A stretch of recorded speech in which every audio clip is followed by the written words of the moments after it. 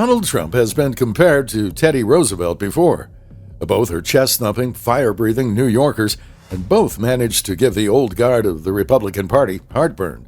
Both were routinely called bullies and were sort of proud of that label. Each had extraordinarily loyal constituencies. One obvious difference is that Roosevelt is one of the nation's youngest presidents and Trump is one of the nation's oldest presidents. But age isn't preventing Trump from, like TR, seeking a non-consecutive term. Another area that could conceivably be similar is becoming a spoiler. A Monmouth University poll finds that 26% of Republican voters believe that Donald Trump should run as a third-party candidate if he doesn't win the party's nomination in 2024. More polls are showing him trailing Florida Governor Ron DeSantis, which makes it at least possible Donald Trump won't be the nominee. That could mean 112 years after TR took his delegates and bolted the Republican National Convention to hold a separate Bull Moose Party convention, Trump could do something similar. Roosevelt went on to beat his hand-picked successor, President William Howard Taft, but handed the presidency to Democrat Woodrow Wilson, one of America's worst chief executives in the 1912 election.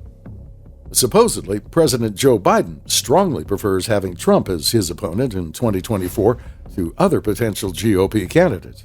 The left certainly has antipathy for DeSantis and maybe other political GOP contenders, but no one would drive the Democratic turnout like voting against Trump.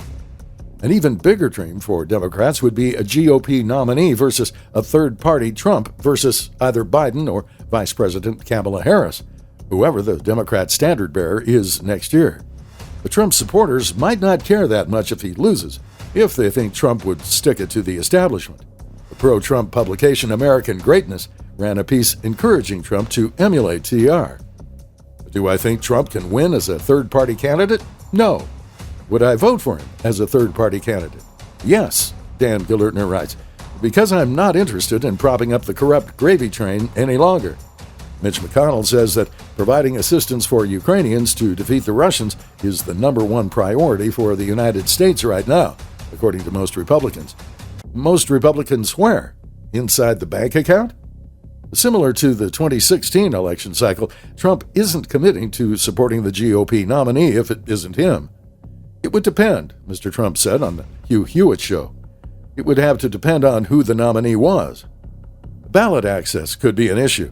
More than 40 states have what are generically called sore loser laws that, to varying degrees, require an independent candidate to collect enough signatures to be on the ballot before the primary.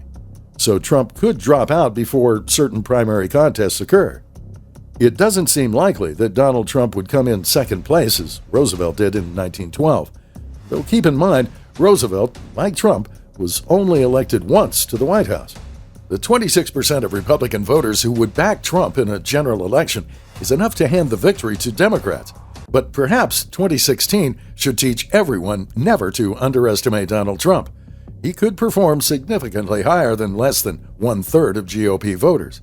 It can't be overstated that so much of Trump's surprising support in 2016 emerged from the old voting bloc that backed Ross Perot in 1992. Perot outperformed expectations, winning almost 20% of the vote in the general election. Donald Trump, who considered running for president in Perot's Reform Party in 2000, was essentially a third-party independent running in the parameters of a major party in 2016. But ultimately, Perot didn't win. Even the extraordinarily popular Teddy Roosevelt couldn't win, running outside the two-party system. Trump would have to know he couldn't win as a third-party candidate as well. The question is, would he be content to burn down a Republican Party if it rejects him?